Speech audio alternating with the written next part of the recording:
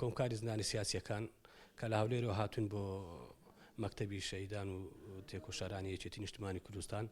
و داوا لە بەڕێزیان دەکەین هاوکاریمان بکەن لەگەر بۆ هەموارکردنەوەی یاساکەمان یاسای ژمارە 11 ساڵی 2011 بۆ ئەوەی ئەو زیندانی سیاسیانێک کە مافیان خوراوە حەقەکەیان بۆ بگەڕێتەوە.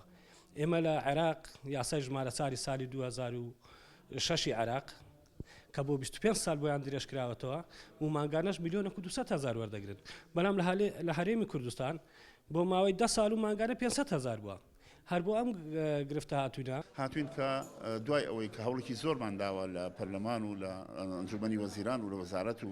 ئەو شوێنە پەیوەستانە تا ئێستا ئەوەی کە خواستی زیندانیانی سیاسی و دەستەی باڵای کۆمکاری زیندانە سیاسیەکان بووە بۆ ماف و امتیازاتەکان نەگەیشتووەتە جێی خۆی.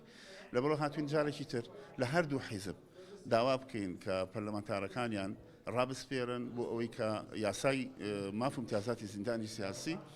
لە پەرلەمان هەموار بکرێتەوە.